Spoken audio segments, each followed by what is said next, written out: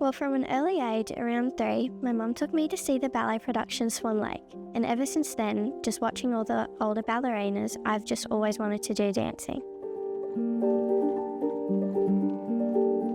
One of my favourite things is listening to the music, dancing with my friends, and learning new routines.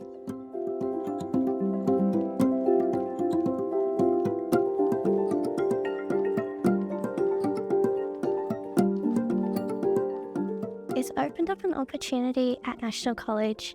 It lets me experience what being a full-time dancer is like in the associate program. There are 2 full-time days spread out in all of the terms, and there is also summer school for 5 intensive day work.